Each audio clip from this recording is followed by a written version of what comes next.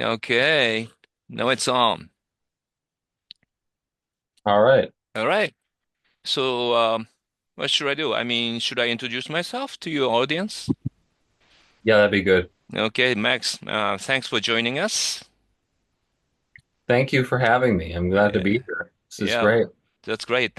And for in case the audience doesn't know me, my name is Hiro Ugaya. I'm a Tokyo-based Japanese journalist who has been covering like nuclear issues and security issues and also music issues. So today I'm very happy to have Mr. Max Devereaux as a country musician.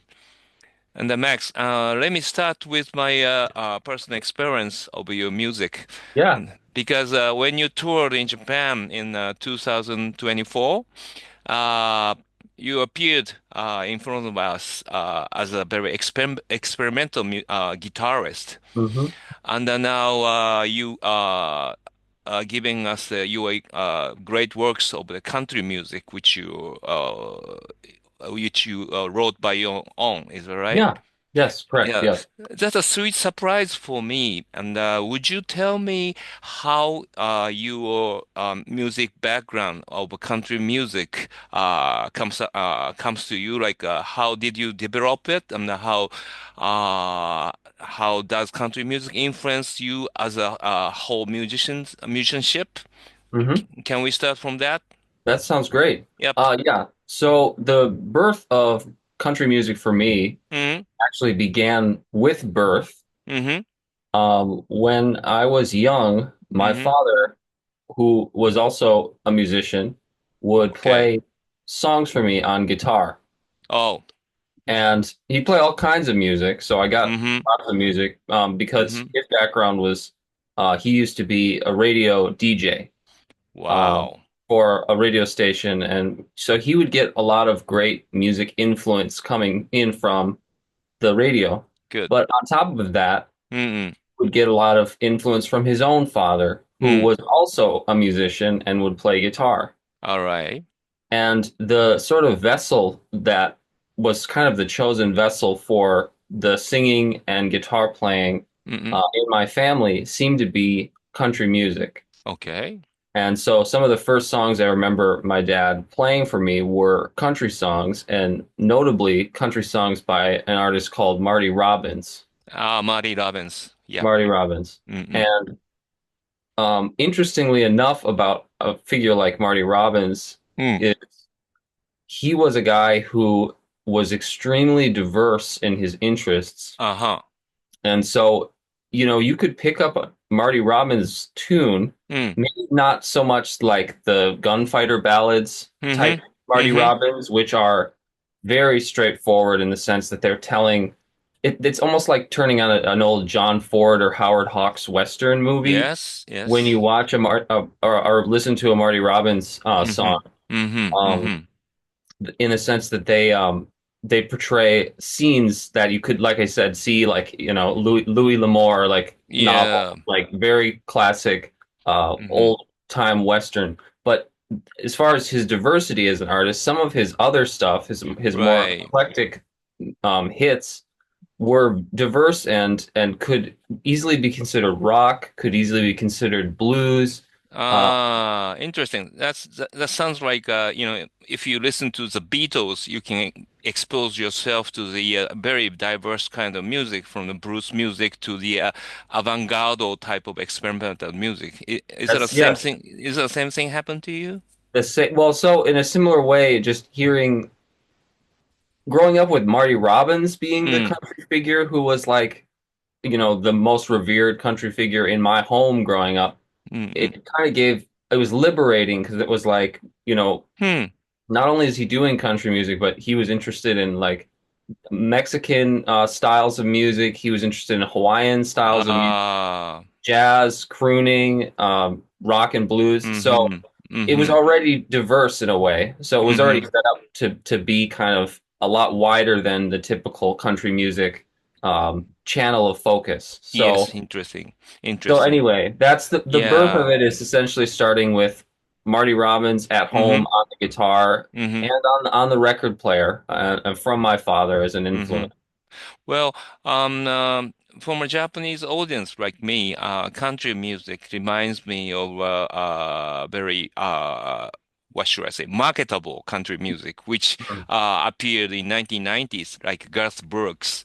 Ah, But yes, you understand what I mean? yeah, yeah. Yes. So, what do when you say country music, you mean like a very traditional, or more conventional way of country music, is it right? Yeah. So country music for me, like as a genre or how I Uh, approach it, it's kind of like it's like a folk music mm, of like, not just folk music, but folk music of America. mm-hmm. Oh yes, oh yes, Folk like music of America. or ethnic music of America, is It's that right? almost like yeah, I Yes. mean, without using the word indigenous, because Mm-hmm. that there's indigenous music of America, Yes, Native Americans, Native yeah. Americans Mm-hmm. that's the indigenous music of Yes, sir. America. Yes, sir. But in a way, it developed here, Mm-hmm. and so therefore it while I want to say also that it sort of belongs here, like it also belongs to the world. It's the same thing with, I think, many art forms and things is like they might have Mm-hmm. a birth in a particular location, but I believe once the secret is out about any Mm-hmm. sort of like any Mm-hmm. sort of art form, I believe once the secret is out, then it now Mm-hmm. belongs to the world, and Mm-hmm. I think I've always believed in kind of being a global citizen. So Uh-huh. whenever I think whenever something happens, yeah, it becomes part of the world and something that the world can therefore explore and play with. Mm, The world's artists can connect in and mm, see how they can bring a mm. perspective Uh-huh. regardless of where they're from. And that's why I've always been interested in like intercontinental and global connectivity because it's very interesting to me to see how, for example, like on one of my previous records, I worked with basically Yes. a Japanese rhythm section, Uh-huh. and but it was a country record, Oh, and wow. they were artists who had mostly played in underground and avant-garde scenes, Mm-mm. and I challenged them and had them play Mm-hmm. country music, Mm-mm. and they did amazing, Mm. but brought a unique style to it. And Mm. so that's what I mean about it belonging to the world then. So this style Mm. maybe was born in America, but then it got a chance to be Ah, explored by artists with different traditions and yes, different sir. ways of it, Mm-hmm. Yes, creating sir. sound. In my personal experience, I have been to Nashville, Tennessee, in the USA, and I visited the Grand Opry. And Mm, yeah, I was exposed to the so much of like a real country music in a heartland of country music. yes. And I had an impression that the country music is like in English you say like a folk music, but in Japanese we say minyo. Minyo is Mm. like a people's music. Neo. Minyo, yes, sir.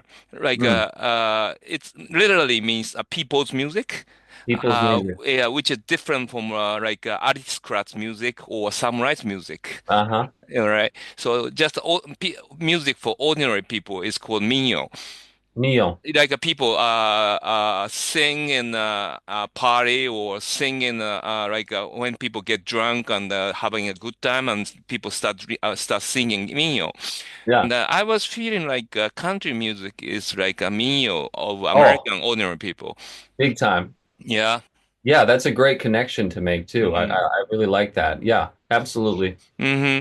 Hmm. So, ethnically speaking, country music belongs to like white American people. Am I correct? To some extent, Mm-hmm. um, I mean, if you look back real far, Mm-hmm. you've got the old world influence. And when I say old world, at least for white folks, that means, Europe. Mm-hmm. So you've got, those traditions, Mm-hmm. like a lot of Celtic tradition finds its way into it Oh, and you mean like from Irish immigration? Irish immigration. Interesting. Very because they use fiddles in country music. Fiddles. Yep. Mm-hmm. Yep. And Which just, is I mean, influence from the Irish music. recently it was St. Patrick's Day. Oh Um, yeah. Oh yeah. And so I find myself listening to, Irish pub music, which is a really wonderful and jovial style. Yeah, sounds like But the fun. whole time I was listening to it the other day, because it was just recently, I remember just thinking this is just sounds like country western music to me, just in the feel Uh, and this, just the overall mm, feel of it. mm, So I mean, obviously there's that as an influence, but mm-hmm. another thing that I've recently gotten into is Cajun music. Oh yeah, from like Louisiana New or Orleans, yeah, Louisiana. Yeah. Louisiana. Yes, Yeah, sir. yeah. Yes, sir. And I I cannot it's incredible the connection Mm, that early music has as well to what country music became. And interesting. that would be obviously a different set of influences for Cajun music. So it's Mm, really this concept of confluence, mm, the mm, confluence of these different ways of music making, mm-hmm. finding their finding a connection. I mean, and then you can, even think about the, connection to how black music influenced country music Oh and, yes. and how it might have influenced things like Western swing, which Oh, okay. incorporate extreme like jazz influence. Oh, not blues or only jazz? Well, blues, of course, yes, yeah, Yes. blues as well. But I guess I think about also jazz just as another sort of uniquely American art form. Yes, Um, sir. I that agree. what a I agree. connection to have something uniquely American like jazz and Mm. something uniquely American like country Mm-hmm. connect. I just think Mm-hmm. amazing. And the same you could, I guess, say for blues too. Yes, sir. Like, well, in Japan, we have a very, of course, it's a very superficial understanding, but we have an impression that country music belongs to the white American people and the blues Mm, music belongs to the African American side. So mm, maybe I'm wrong. So would you explain me? It sounds like what you're saying is the reality is more mixed in a way that music is influencing each other. Mm. hmm. No, I mean it's interesting. From my perspective, I've Mm. I've seen I've seen white people enjoy jazz and I've seen black people enjoy country. Interesting. And so I believe that, well, predominantly that feeling that you would have Mm-hmm. in Japan and in the world over, probably that it's, the other way around, Mm-hmm. is historically just based on, I guess, the way that, marketing has, tried to these different genres have marketed to different audiences. Yes, And sir. I think that's Yes. really what it comes down to, though, because on a person to person level, I think Uh-huh. anyone's able to appreciate anything. It's just Yeah, yeah, yeah, depending on yeah, if it yeah. hits them here, because this is where it matters most. Hmm. So, So there was no such thing as the segregation between the two ethnic groups in person to person level. Is that what you're saying? well, I mean, it happened, of course. I mean, Uh-huh. and I mean, it was a majorly, a national tragedy. Mm, I And understand. it happened with music too, in a way. But Ah. I'm saying, if say these things didn't happen, I Mm. guess, say that there weren't forces at That's play that were mm, larger than, just mm, like person to person level. mm. I believe that I think anybody could have been interested in anything, and I think, Exactly, exactly, exactly. So, in Nashville, Tennessee, I heard that the country music started as a music by the hillbillies. Is that correct? yeah, that's about right. Yeah. Yeah. Would you explain that word hillbillies? Oh, I think it has something to do with Appalachia. Ah, right, mountains, is it right? Mountains, yeah, the Uh-huh. Appalachian mountain range down there, Mm-hmm. and I mean, they're the Appalachians are they're old mountains, Yes, to sir. the extent where they almost have the aspect of a hill. They're not Yeah, like yeah, the yeah, yeah. Rockies All where they're right. very young mountains and they have their Mm-hmm. peaks and everything. So they've been worn down, and so I believe the hillbilly comes from, folks coming out of the hills, Okay. and coming and bringing that Appalachian, Ah. also another. region of the United States brings an influence of music culture, Mm-hmm. things like the bluegrass musics and things. Ah, okay. So Hmm.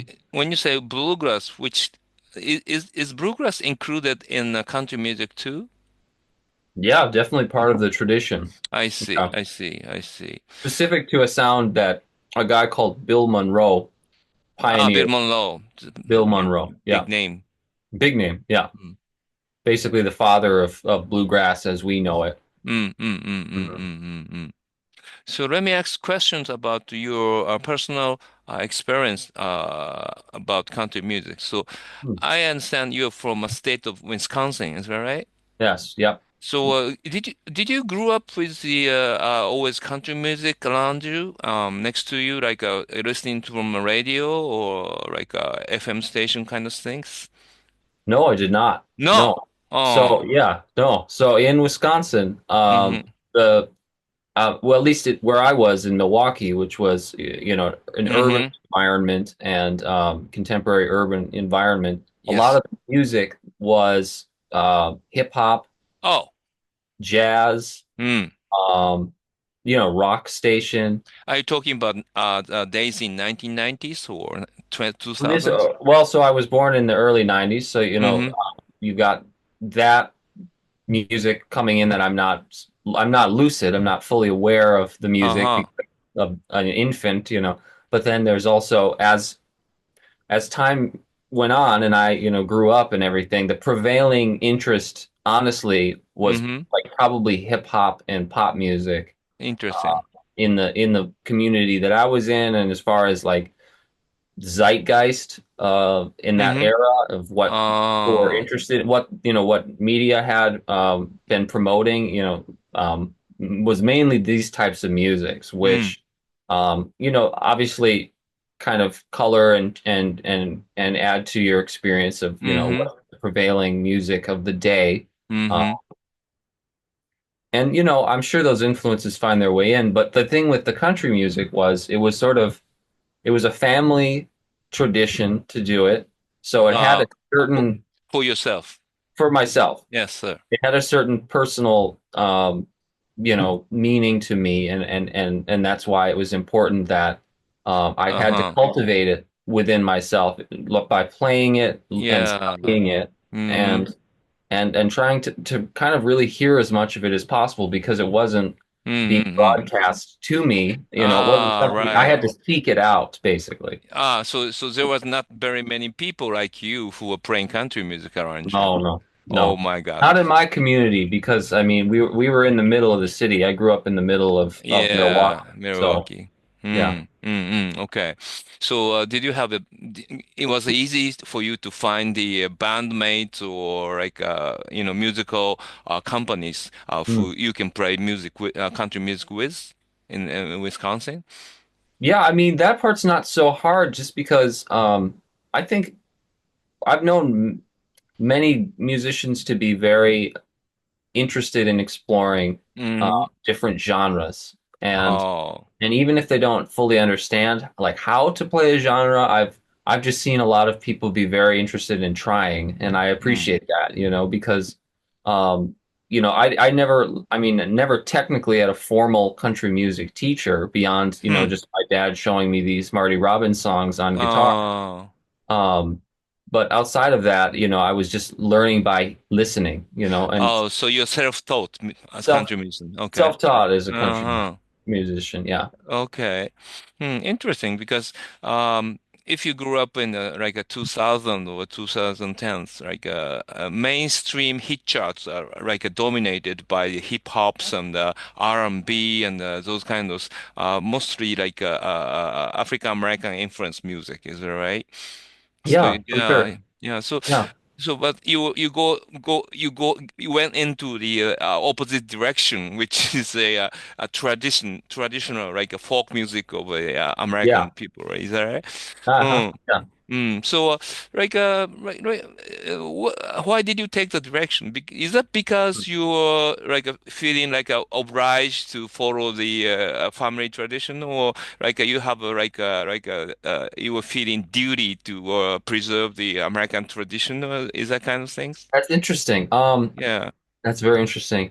I think I felt a calling when I Wow. when I heard certain country music. I Wow. felt a deep calling, like deep, deep inside. Like a hit that by the thunderbolt. Crazy, yeah. And also as an early songwriter, Mm, learning about my voice, the voice of the songwriter, mm, uh, I found that country music was a great way for me to emote and mm-hmm. create to create songs in as a vehicle for songwriting and everything. Exactly. Exactly. Because I mean, for some reason, I've always tried to go with very universal themes within my songwriting for the Mm, most part, mm. and use very simple language in my actual Uh, songwriting. Stuff uh, that, it's definitely not extremely, eloquent and uh, or art, philosophical or yeah, abstract. or abstract. I mean, it happens, right? But like for the most part, I usually focus on real concrete, simple Mm, English mm, for mm, a lot of the music that I write. And so I, thought, how could I apply that? mm, And also a kind of a tendency to write what I would consider to be a bit negative or kind of sad mm. lyrics. Interesting. So Interesting. that's kind of country music became a nice vehicle for that because I Okay. use that simple language and I could communicate those more sad lyrics, but the Mm-hmm. music itself didn't have to be sad sounding. Mm-hmm. Mm-hmm. Did you find easy to get the venues to play country music back in Wisconsin, or after you moved to LA or Yeah, I anywhere didn't. else? I when I was still in Wisconsin and later Minneapolis in the Mm-hmm. Midwest, I was not playing my country music live, and Oh, I okay. wasn't putting on the cowboy hat, and I wasn't doing it live. Oh, There, wow. Why yeah. that? Why that? Um, just because it's really that type of music is very unusual there. I mean, it's in Okay. those if you think about those like major Midwestern cities like Milwaukee and Mm, Minneapolis or mm, Chicago, mm. you're not having that type of music being played live. I mean, it's very rare to see it. It's very Okay. so there's not an audience for it, and I found myself kind of presenting a more eclectic version of myself in those cities, Interesting. um, Interesting. a little bit more diverse of a musician of a musical output. And like when I would go live Mm-hmm. for those cities, it was more just like Max is a songwriter, and here's him as a Uh-huh. songwriter. Uh-huh. Well, But when I got out west, mm-hmm. I think what overtakes one as they go to the Wild West in the United States is Okay. they put the cowboy hat on, or at least in my case, I Mm-hmm. almost felt like, okay, I'm out west, like I've done the thing that the pioneers did in the early days of the United States, which is Exactly. I've Exactly. gone west, and Exactly. here I find myself pushed, to the very edge of North America. Oh, Therefore, I should push my art to the very edge of, wherever wow. it can go. Very nice analogy. So that's what brought me to country music, and that's probably also what got me even more cemented and grounded in push, Mm-hmm. pushing my avant-garde music to the very Yes. So you have you're exploring into the two kind of extremists. extremes. Yeah, interesting. Yeah. So, um, as one of a very Japanese music lover who is not very well informed of the about American real country music, I had the impression that country music is a very cheerful and happy songs. Oh, really? Yes, yes, sir, yes, sir. But only exception is Johnny Cash. Ah, Yep, yep. so that was your perception was that. It's for Yeah, the most part happy, but Johnny Cash is the exception. very gloomy and dark. Okay. Hmm. So I thought that Johnny Cash is a very exceptional figure, but uh, would you let me know more about the a psyche or emotion which is widely recognized in the country music? Which is it sad or is it happy or what do you say? Well, I would first ask you what it is about country music that you found to Mm-hmm. be overwhelmingly, from your perspective, happy sounding. Yeah, happy and cheerful and very optimistic music. Ah, just Uh-huh. just in how it sounds to you, is that kind of what? Oh, it was like a very, very, very marketable things, which was exported from the U.S. to the Japan through the big record companies like Yeah. John Denver or Oh, Olivia Newton-John or okay. whatever. Okay, Okay. interesting. Yeah. Well, maybe that's interesting. Perhaps I was thinking about this the other day when I was deciding which song to make a single for this new album I've Mm, got coming up. I was like, should I make it like a happy, fast song, or should I make it kind of a sad, slow song, or kind of mm, a middle? I actually ended up going with sort of a middle tempo, uh, mm-hmm. kind of happy, saddish song. Right. So, no, I mean, I have always felt like country music, while the lyrics can always be kind of sad, and Wow. like for the most part, I mean, I really think that most of the lyrics are kind of sad because there's something weirdly lonesome about it. There's a lonesome feel Uh-huh. to it. Ah, I understand. Yeah, yeah, yeah. And I just think about when like I first started really understanding that country music was going to need to be a part of my life was I would hear a country song, and even if it was like the saddest song you ever heard, I'd always feel a little better after I heard that song. Interesting. Just a little bit better. Yeah, it reminds me of the song named the "I'm So Lonesome That I Could Cry." Hank Williams. Hank Williams, yes, sir. Yeah. Big influence, and that's a great example. I mean, Mm-hmm. when we're on the topic of Hank Williams, since being out west here and getting a chance to, I mean, I just have this memory of like the first time I drove out to Los Angeles, Mm. driving through the desert Mm. and listening to Hank Williams, and that Mm. combination of that sound Mm-hmm. and just the vast, isolating intensity of the American desert. And that Ah. combination of factors, I mean, I would invite anyone who's kind of needing to do some soul searching, like Mm. anybody in the world, this goes out to you. But if you could hear this, Mm. go to the American desert, Mm. get a car, Yep. and get a Hank Williams CD of like, Yes, there's the sir. one that's like the 40 greatest Hank Williams songs, or it's Mm-hmm. like 40 hits, or Mm-hmm. there's some great compilations out there for Hank. Mm-hmm. Just go to the American desert, get a Hank Williams CD in a Mm-hmm. car, and Mm. just drive around and see how you feel.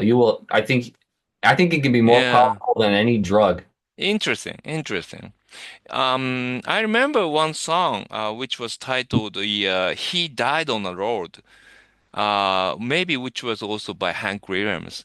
The song was used in a film named Broke Ridge Mountains, which was maybe that film is not very well known I don't think I know this one. uh-huh. Broken Ridge Mountain is like a early works of Heath Ledger and Oh, oh, Jay Gyllenhaal. you're talking about Brokeback Mountain. Brokeback Mountains, yes. That's a Ang Lee, isn't it? Ang An Lee? Lee, yeah, and directed by Taiwanese director An Lee, Yeah, yes, sir. Ang Lee. Yeah. Hmm. No, that's a great film. That was great one. That was great one. I Great was one. and you know, in the end title song was he died on the road. Is that right? I think so. I mean, I don't know Yeah. remember that song. I do remember the score of that film, Yes, and sir. and and really being impressed with the how sparse and beautiful the score is of that. exactly. And it's, uh, by hearing the song by He Died on the Road, like it was so powerfully emotional, right? Hmm. Like it drove me into tears. Like it was a magical power of music, by the Yeah, combination of the music and the film. The song was like nicely coordinated with the story of the film. yeah. So Yeah, I uh, don't know. I don't know if Hank Williams wrote that song. If he mm, wrote that song, I will say this: if he wrote that song, uh, mm, that would be incredibly eerie yes, sir. because the story of Hank Williams is that he did die on the road. Oh, really? Yeah, he died. I think it was like New Year's Day, uh, late 50s, and Oh, was on the way from one gig to another, and he was basically in the back of a hmm. of a car going, like I said, Oh, to another gig, and he was just taking drugs and drinking, and mm-hmm. just he killed himself. I mean, just with Oh, God. too much substances, and he was sick. He just Oh, got God. poor Oh, guy. I God. mean, it's too bad because I mean, if you think about the songs that he wrote in the time that he was alive, I mean, Mm. he was just getting started. I mean, I think he was 28 or 29 when Oh, he died. that young. That Yeah, he young. was young. I mean, it's really sad, but he was amazing. Ooh. But he Hmm. died on the road. Yeah. So, well, n- by now I had some elements of country music, like poverty, crimes, drugs, and Hmm. alcohol. These What? are sad things, right? Yeah, like losing someone you love. Is that right? Yeah, these are all sad concepts. So I don't know how you could Yeah. see country music as being prevailingly happy music. Not at all. Like it's interesting because for me, I'm a big blues fan, so it's Hmm. just like a great mirror. It's like a great mirroring of the psyche of the blues music Oh, sure. in the country music. Yeah. It's interesting, very interesting. Yeah. I mean, they definitely tell two sides of the same story in a way. Okay. Okay, so should I understand that the Johnny Cash is not exceptional, but very mainstream of a country music cycle? He was singing like a very sad song, uh, like a criminals or like Hmm. people, a guy who is sending to the death penalty, blah blah blah blah blah blah. Uh-huh. Oh, Uh, yeah. Well, he's exceptional in the sense that I mean, he's a singular figure. He's someone that yeah, you could point to and if you really wanted to I mean, as a singular figure of country music, he can stand on his own, in the interesting. pantheon of figures. Mm-hmm. But it's true that the most of the experience that he sang about um, was being sung by other artists as well. But the thing is that Mm-hmm.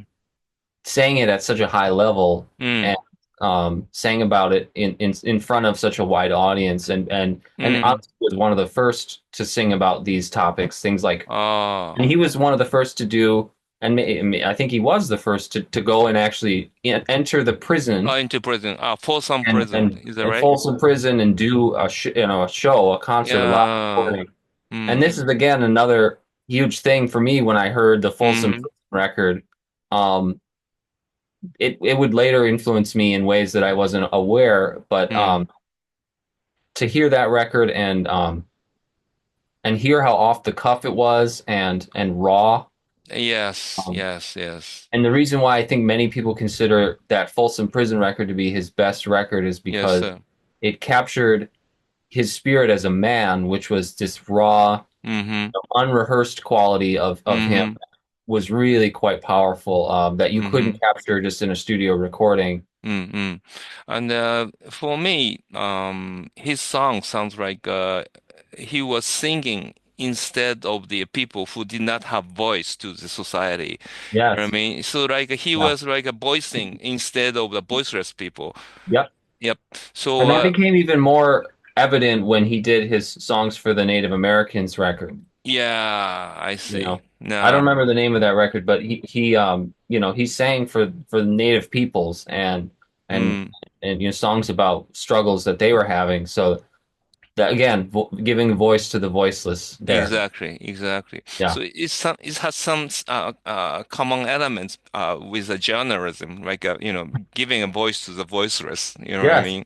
Yeah, you could Interesting. relate to that definitely. Oh yeah, oh yeah, oh yeah. So, when I heard the songs of Johnny Cash singing about criminal people or who committed the crime because of the poverty, for the to support their family Hmm. and sent to the prison, and Hmm. they cannot see the people who his family, peop wife and the kids, and that kind of pain and Yep. agony, Hmm.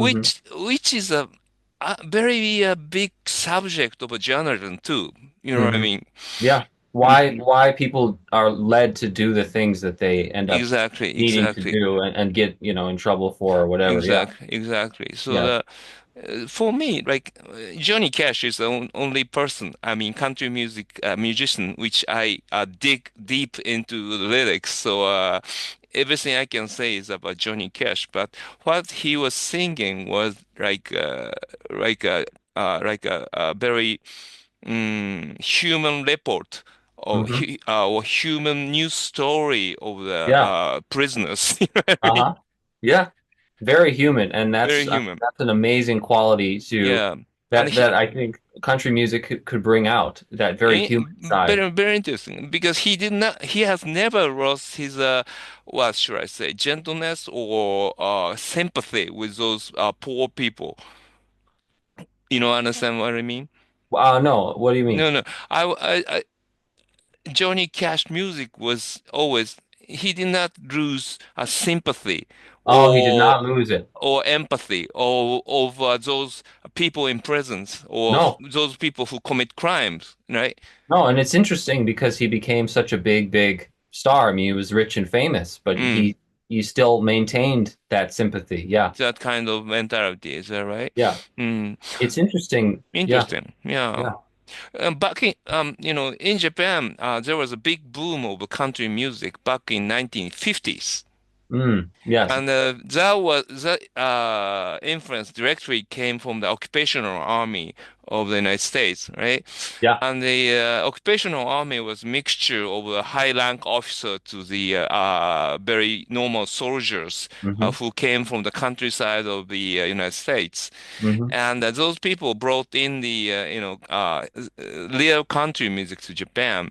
Mm. And after the end of totalitarianism regime Hmm. uh, in 1945, Hmm. Japanese, especially young people, were very hungry. They were starving for the music of freedom of music.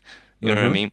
And Yeah. then country music came in, and Uh-huh. also rock and roll came in. So Yeah. they got crazy for the country music and rock and roll. Like Yeah. more precise, more accurately, it was like rockabilly songs. Rockabilly. So there was a big boom of country music and rockabilly in Japan back in Right. 1950s. Then it ended because of those young generation grew up older. Then later, after those generation grew older, like 50s or 60s, Hmm. then country music came back. And interestingly, when the biological film, I mean, of Johnny Cash was shown in Japan, there was a big boom of Johnny Cash. Oh, the I Walk the Line I film walked the line, yes, sir. Yes, sir. that caused a Johnny Cash boom in Japan. Oh, wow. So it was a long time. I mean, I heard the Johnny Cash name in public in Japan Uh-huh. for a long time. Long time. Long Wow. time. I guess Joaquin Phoenix must be really famous in Japan then. Yeah. Afterwards, at that time, he was not very, not a big star like Oh, Tom Cruise or anybody. gotcha. Yeah, yeah. No, he became famous after the film named Joker. Oh, that's when. Okay, Yeah, okay. that one. And then young people, go backwards into his previous films, right? Yeah. Yeah. I Walk the Lines. Uh-huh. You know what I mean? Then they rediscovered Johnny Cash Yeah. Oh, I'm through sure. films. Is there? You Do you made me understand? think of something interesting because so after the occupation and Mm-hmm. the GIs had brought their music and everything Mm-hmm. um, to Japan, Mm-hmm. you know, I you'd have to think that because some of that country music came in and influenced the Japanese people, and then you had the rock music come in, Mm-hmm. that the fact that rockabilly as a Yes. genre became Mm-hmm. a little bit more. I feel the rockabilly influence in Japan to this Ah. day, like being almost stronger than Mm-hmm. either genre. Ah, Being, right. I think it's because you had both genres come in Mm-hmm. pretty much at the same time. Mm. And I would have to guess that when country came in Mm-hmm. and Japanese people were exposed to it, Mm-hmm. they were like, "This is great," and they got into it. The ones that were receptive to it, but then when rock music came in, you'd have to think that rock music blew it out of the water, Oh, right? yeah. You And know, like it blew everything away. it blew everything away. And so, but what happened then is because you already had people just getting used to country Mm. music because it wasn't as old of a tradition in Japan, Yeah. Uh-huh. still fresh to Japan. I'm sure you had many people go, I'm still interested in country music. What is this Uh-huh. Beatles? What is Yeah, this Elvis yeah, Presley? What is yeah, this yeah, yeah, rock yeah, yeah, stuff? yeah, yeah, yeah, that's true. And so they're still getting used to country. So then that's why you would have Yeah, rockabilly strong in Japan is you've exactly. got people still used to country music here, and then the rock's coming in, and boom, they hit together. Exactly. And then they say, well, why don't we just bring both? Exactly. In my personal family history, my uncle, my older brother of my mother, who is now 85 or 6, he was having his own country music and Hawaiian music band when he Oh, was, Hawaiian even. yes, in 20s. In those days, Japanese thought that Hawaiian and country music sounded very similar together. You Oh, know, I think they do. Well, so back to Marty Robbins quickly. One of my favorite Marty Robbins uh, albums is an album he did of Hawaiian songs, Hawaiian mm-hmm, folk songs. mm-hmm. And he sings in Hawaiian, and the instrumentation is very Hawaiian flavored. Yeah, you know why the Japanese thought that country music and Hawaiian music look like together? Why? Because they both use the slide guitar, Yeah, slide guitar, steel guitars. You know what I steel mean? guitar. It's the connection. I Yeah, could totally see that. yeah. I don't know enough about Hawaiian music to tell you how that steel guitar became like an interest or a focal Mm, point for Hawaiian music. yes, sir. But that connection is interesting, and it's probably why Mm. I've since become myself very interested in like Hawaiian music, is because Wow. um, I probably hear the steel guitar in it and think, oh, Ah, boom, like it's sound. an expansive and Yeah. also lonesome type sound with the steel guitar. But I mean, pick up that Marty Robbins Mm, Hawaiian record. I mean, mm, that's some of the most beautiful music you could ever hear. And mm. and then it's interesting because pedal steel and steel guitar Steel guitars. Hawaiian music that finds its way into my other interest in music, which is exotica music. Yeah, yeah, yeah. You know, Interesting. So, so would you let us know more about your new album? Like, how many albums have you made in terms of country music? straight ahead, like Mm-hmm. this is just country music records. I've done over five, I think around five Five. at this Wow. point. Yeah, and then I've got a couple in the can. Yeah, so like around there, like stuff that's coming. But yeah, this new one is called New Country Classics.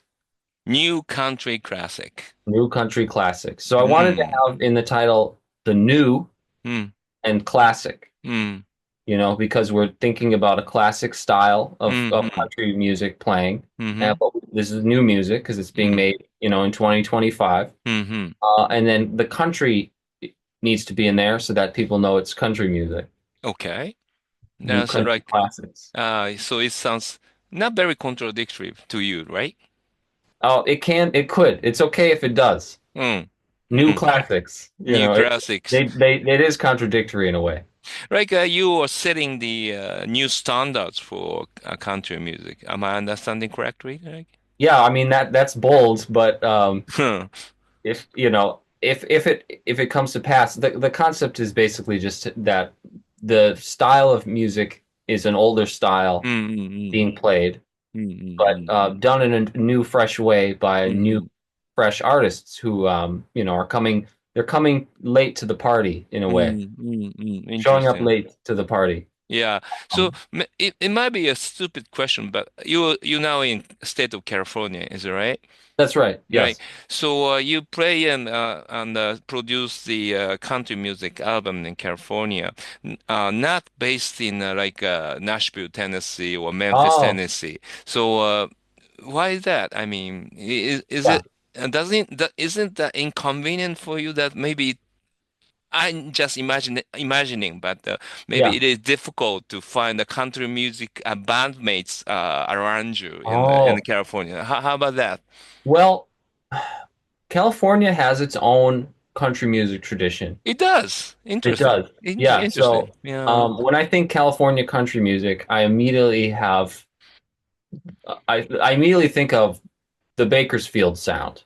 Wow. Bakersfield, California. Do you know about this? Mm-mm. Would you let me know about that? Yeah. So, Bakersfield is a city in Central Valley of California. Oh, okay. Okay. So, if you think about California, it's Mm-hmm. like Japan as Yes, far as, sir. Yes, sir. very long and Mm-hmm. narrow area. And San And Francisco, Los Angeles, so, yeah, you have San Francisco up here, Los Angeles down down here. here. Um, in the middle of California is this valley that Yeah. runs throughout the state, and Mm. that's a major production of all kinds of things. I mean, they grow things like Oh. walnuts and oranges and Oh, things. you mean agriculture? Agriculture. Uh-huh. These Uh-huh. are agriculture. So essentially, what happened in like the 30s with the Dust Bowl is you got these people called the Okies. Ah, Okies, yes. Okies, you heard this? Mm. People have found their way, farmers mainly, Uh-huh. agriculture people found their Mm-hmm. way into California. Mm. Mm. They wanted to escape the Dust Bowl and the conditions in those kind of more central, Mm. southern central states. Mm. They found their way into California, and where a lot of them settled was in this Central Valley area. So Interesting. they're Interesting. bringing a music tradition from those, Uh, and it gets kind of caught in this Central Valley in between these mountain ranges, essentially. so, And mm, so so they're like, should I understand that they're like equivalent of the hillbillies in Appalachian and in Central Valley of California are very similar kind of white farmers there. it's very similar, yeah, and in a way that the Mm, music is moving across the land. That's definitely an important aspect is this nomadic aspect of mm, American culture because interesting. that's the why like the train song, the song of the train, Ah, that finds its way into the American tradition for country music ah, specifically because it's a moving music. It's music that's moving around the country. ah, So I think it appeals to like nomadic peoples who are kind of, and that lonesome aspect in a way appeals mm-hmm, to nomadic peoples because, I mean, you're going to feel lonesome no matter where you go if you've left a mm, home behind. You've mm, left people behind. You've left mm, familiar surroundings behind. But mm. anyway, back to Bakersfield. So Interesting. in Bakersfield, there was a scene basically that kind of sprung up around essentially a figure whose name was Buck Owens. Mm, And Buck Owens played a kind of special country music that he kind of pioneered called the Bakersfield Sound mm, down in Bakersfield. And mm, so the Bakersfield Sound essentially, I mean, for anybody who's not in the know, revolves around the use of Fender guitars. wow. Fender guitars specifically. So if you think about if you're in California and in that era, the Yeah. prevailing the prevailing like guitar that you would have access to would have been a Fender guitar because they were being made there in California. In California, Yeah, exactly. in Fullerton, Uh, California, so and then you, later Corona. yes, you say, are you saying that Fender, early Fender guitars are like especially designed for the country music? I don't know if they're specifically designed for it. I think when Leo Fender was coming up with designs for guitars, he was thinking pretty broad, Mm, but I would say early adopters of mm, his instruments mm, were country musicians just because that time um, country musicians were already out and on the road and touring, and so they were getting mm, prototypes and they were getting early models of these guitars and they were mm. getting a chance to try them on gigs before some of the rock Uh, musicians got a hold of them and started to use them. that's very interesting. So Buck Owens' sound was, I mean, really influenced by the fact that he played a Fender Telecaster, or Mm, I guess Esquire, I think at that time. mm.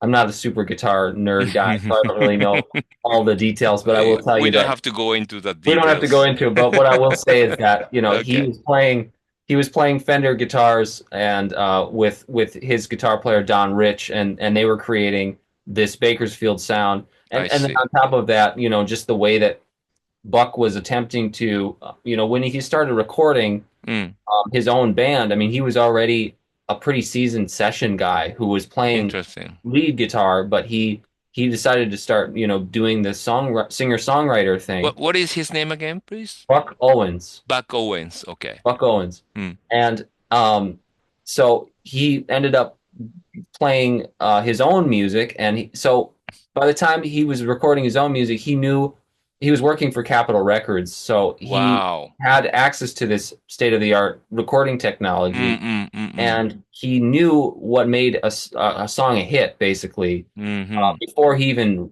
really started like releasing his own music. I And so see. he knew from just days and days of working in the studio Mm. what type of music would cut through a speaker or stereo in a car or in the radio or whatever. He knew what sound would cut through. So he kind of perfectly tailored his sound Ah, to have this real tight, springy, like very electric yeah, quality yeah, to yeah. it. So when you Ah, put on his record, I mean, if you check it out later, mm. you can hear this tight, springy, very kind of taut, electric quality to his music is very Interesting. that became the Bakersfield sound, really, is this type of sound. Wow. So it's connected to the local geographical area too. Is that what Yeah, you're saying? just based on where it kind of gave birth and everything, and the Uh-huh. fact that he had the option to tour throughout the Central Valley, but he also Mm-hmm. was, I mean, making these records in Los Angeles, which Mm. had its own, I mean, tons of influences from rock and other things happening Uh, simultaneously. And then actually interesting about Buck Owens, one last thing is this that he did find his way to Japan he did. and he recorded a live album Wow. in Japan. And it is a fantastic album and it's a fantastic I, I, portrait I didn't of, imagine that. oh, it's amazing. I mean, and it's worth listening to just to hear his interaction with the audience and Mm. his appreciation of Japanese culture and the way Oh, wow. um and it's I mean it's early too. It's like early 60s that he did this and Yes. it was a big deal and then the audience was really receptive to what he was doing as Mm. well. So definitely something to look out for is the live album Buck Owens recorded in Japan. Yeah, early 60s were like a genesis of a Japanese rock days, you know what I Hmm. mean? Yep. And the Beatles came in and also the instrumental rock band like Adventures came in and the Hmm. people, young people got crazy for them. Oh, I bet. Yep, yep, yep. So, my final question is, how do you coordinate your two extremes, like country music and also like in Japan, you made a very, very nice performance, live performances of the avant-garde type of experimental guitar music. And how do you coordinate with them, and or how do all these two extremes music exist side by side in your head? Right? 'Cause that's a big mystery to me. So would you explain that to me, please? Well, it's interesting when you say side by side in your head. I think Yeah. of the brain and how the brain has two sides to it, left brain, right brain. No, I didn't mean that. I didn't But it's mean that. interesting that image Yeah. came to my mind. Um, Mm. so far, I would say that it's just as mysterious to me, um, the two musics existing Mm. coexisting right now, Mm. because as mysterious to me as it would be to someone else. Um, So it came up very naturally or organically. Organically, yes, very Yeah. organically, it seems to have taken hold. I think earlier in the discussion when we were talking about it being, an exploration of extremes. Yeah, I think, you mentioned that. yeah, I think that that's probably the most accurate thing. Uh, I would say exploration is a key term for me Mm. artistically. Mm. I've always been a fan of the leave no stone unturned concept. Wow, that's a nice analogy. You know, Yeah, yeah. like really as an artist, I think it's a responsibility that I have, at Mm. least personally. This not every artist, but personally, I have a responsibility to explore um, the deepest parts of my creative being, and Interesting. that means going to the extremes Mm-hmm. and seeing what works and what fits and what's interesting, Mm. and leaving no stone unturned. Okay. So it means that you are trying to explore every a single bit of something inside you. Is that right? Is that right? Yeah, yeah. Interesting. Very interesting. Mhm. Hmm. Now it makes sense to me, right? Because for me, it was a surprise that uh, you know, you play the very nice experimental music in Japanese live venues, live Mm, performance mm, clubs, and mhm. now you release the very traditional country music album. So first I was confused, but now it makes sense to me now. Hmm. Yeah, I mean, I'm sure it puts me at a bit of a disadvantage in both genres, Mm-mm. to be doing the other genre because, Mm-hmm. you talk to country music fans, Mm. or people who are, you know, gonna gonna maybe be interested in the music I make country wise, and they're Mm-hmm. confused. They're like, "What is this other music you're making? That's not country music." And then the same That's thing for sure. happens with when I'm, talking with people who might be appreciating the experimental and avant-garde music Mm. that I make. They go, what is this country hillbilly, twangy, rockabilly, honky tonk stuff that you're doing? So there's a lot of confusion, and Yeah. I always tell them I'm just as confused as you are, Mm-mm, mm-mm. and just kind of bear with me because let's see where this train's going. Yeah. So their boss are like important elements of the Max Devereaux, right? The what? But they are like do to these two extremes are Ah. very important Both elements of important. Yes, you, right? they are both very important. Yes. And I understand. Yeah. Yeah. Now, okay. Interesting. Okay. So, do you have any plan to make tour in playing country music or anything like that? Not at the moment, but Mm, what I will say is I'm very eager to mm. return. I'm very eager to return to Japan specifically, Interesting. Interesting. just because I really connected to that country, and Thank you. just being able to play there, I found it. I found it my most satisfying experience, like live playing music there. Wow. That's Uh, that's nice to hear. yeah, and it could just be based on like how the size of the venues, the setup with how things went there. I'm not sure what it was, but obviously I'd like to explore other parts of the world too. Mm, So, it would be nice to get a tour in the future. Um, I will say one thing about touring and like live music. I probably still, my first choice would be to play the avant-garde and experimental music mm-hmm. live, just because one thing that happens to me, I've noticed live, Mm, and I'm not sure what this is. I'm working on trying to figure out why this happens. But when I'm mm-hmm. playing through composed music, and Mm, it could be pretty much anything, live, Mm, I mm. tend to find myself becoming very sad Ah, when I'm live, doing anything that's like through composed or that I've had to rehearse. oh yes, oh yes, oh I'm yes. not sure why that is. I get quite sad on stage. You said?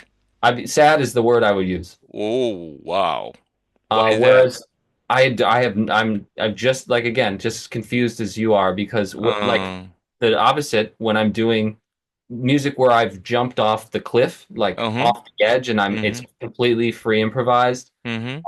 I feel joy. I feel extreme joy. Ah, nice then. Okay. That's just in a live context because I could sit here all day and make Mm. records where I've written them out and like Mm-hmm. recorded parts and it's very, meticulous and Uh-huh. creating a very specific sound. Mm.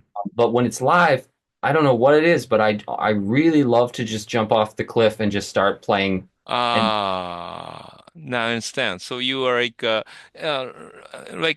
for you, live performance is like a boxing. You know what I mean? Like you will never know how the outcome will hmm be. So that kind of thrill is a great part of your fun of music. Is that right? yes, yes, Ah, yes. interesting. But well, thank you, Max. I mean, today I learned many great things from you, like how country music is related to the like a history of immigration of the United States, hmm and how it is related to the Go West movement of the hmm United States in the Go 90s. West. Yeah. And also, you showed me a very nice geographical map of the demography of a country music. hmm And well, for me, it's a great learning to know that the country music is not like a cheerful, happy, optimistic music, but also it down to earth, everyday people's music, and Yeah. especially focuses on like a sad side of the life. Is that right? Struggles, Yeah, struggles, sufferings, right? sufferings. Yeah. hmm Mm-hmm. Yeah. In Japan, we have a genre of music named enka. Enka. Enka. Enka is music which is equivalent to Japanese blues music. Ah. Like Ah. they mainly sing about the agony and sufferings of everyday life, like Mm. losing someone in love or losing jobs or poverty or cannot communicate with the wives and the husband, blah blah blah blah blah blah blah blah, or one-way love, blah blah blah, that type of things. So, well, if my colleagues, I mean Japanese audiences would understand deeper into the country music, they would love it Mm. again. You know I what I hope mean? so. Yeah. Yeah. And you should come back to Japan and tour as a country I musician. would love to. That would be Yeah, amazing. that would be great. I'm working on it. And please remember that there is a very die-hard country music fans in Japan too. Really? Yes, sir. And especially back in my hometown, Kyoto, Ah. there is a country music club. Uh, Oh. they play only country music, and they have own ranch. You know what I mean? Really? Yes, sir. Yes, sir. I'd love to meet these people. Yeah. I should. I will bring you to my hometown, Kyoto. That would be good. And I actually quite like Kyoto. yeah, I'm glad to hear that. And in Kyoto, there is a very famous figure named Kenny-san. Uh, Kenny-san. Kenny-san is a dentist, and he devotes everything he earns from dental practice into country music. And he bought a ranch, and he support horses, and he played the country music in his own ranches. He's got horses at his ranch? Yeah, can you believe that? That's amazing. That's amazing. And so Kyoto City has a long tradition of country music and a big accumulation of country musicians. That's exciting. I like Yeah, hearing that. I want to please come. explore that. Please come. I'm from Kyoto, and my high school friends was forming a bluegrass band, and one of my friends still played a bluegrass mandarin. Oh, wow. Yeah, can you believe that? He's 100% Japanese, and he has never been to the United States. Wow, and he's never been. Wow, he's got to come on over. Yeah, you should come, and I'm gonna introduce you to him. You know what I mean? Oh, that would be amazing. That would be Yeah, great. Yeah. that would be great. That would be great. Well, thank you for a nice conversation today. Yes, thank you Yeah. so much for meeting hmm with me. It was really fun to talk. Yeah, it was a big pleasure for me too. And shall we stop recording now here? Yes, let's cut Okay. it. So, okay, thank you very much. Now.